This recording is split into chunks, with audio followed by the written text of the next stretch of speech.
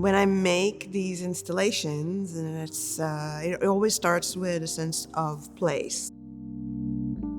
I just try to look at what the canvas is trying to tell me and just go with it, follow through, remove myself.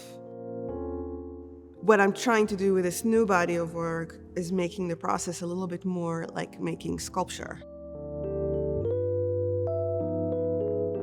Growing up in Israel, my dad was a bus driver and my mom was a homemaker, and I was not really exposed to art. Art was not, no artist studios, no galleries, no museums. I didn't know being an artist is a thing.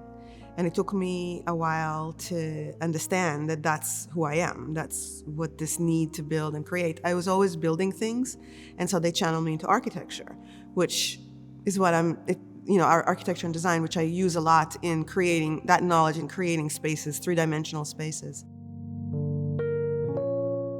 It's very liberating to try to control it, to try to control the not controlling, or not to control the controlling. When I work with clay, there is no separation between the clay and my body. It's like it's one. It's at one with my body. And it's really easy to just get lost in the process. My journey to become an artist was not linear. I mean, it took many detours, but clay was the constant. I started working with clay when I was 18, and this was part of the portfolio that I was making to go to architecture school and design school in Israel.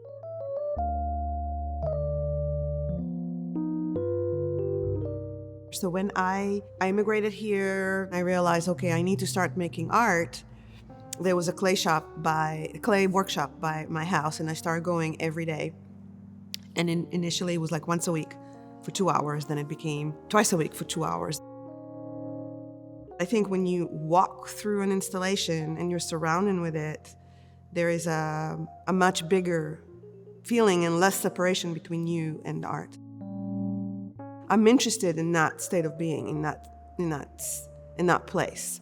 And I think scale has a lot to do with it, being inside the art, being part of the art. When you work with clay at the size of scale that I work with, it takes time to build a piece, to get to the gesture that you want to get to. So you have to do a layer and a layer and a layer and a layer, and you have to wait between layers so it doesn't collapse, because if it's too wet, it collapses. If it's too dry, you can't add to it. So it's this dance. This feeds into the clay work, and the clay work feeds into this. I don't really think about work on canvas as painting. I think of them as maybe a wall sculpture, maybe means to tell a story or a particular narrative that requires that kind of expression. I'm a big believer that ideas come to us, that if we're silent enough and still enough, these ideas that are floating in the universe come to us as a collaborator. So this particular vessel, in time, with the experience, with the skills, this idea says, okay, you can do this. And so you can manifest this idea in the world. So I want to be ready, mentally and physically, to really be in tune with what needs to happen. You explore different modes of expression, different materials, to just see what feels right for that particular manifestation of an idea. And so I think that's how I kind of operate.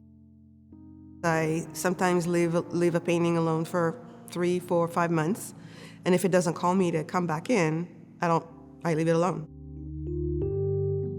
Painting, for me, as opposed to sculpting, the difference is, I think, when you sculpt is a little bit like playing a horn. And painting is like playing a piano. When you play a horn, your whole body is involved in making the sound.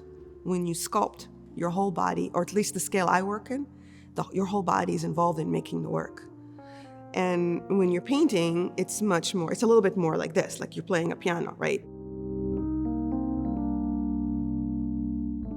The kiln is a wonderful partner in making work, for me. I don't have to make all those decisions because the kiln will make the decisions for me. I kind of set guidelines, and the kiln will say, well, maybe I'll do this and maybe I'll do that. And then I'll mix it and with the temperature and how long it's been in the kiln and how long I fired it for, and did I soak it? Didn't I soak it? Was it oxidation or reduction? I just kind of set the guidelines for the kiln, and the kiln does what it does. I do it in such a way that invites cracks, invites breaks, but they're still structurally sound.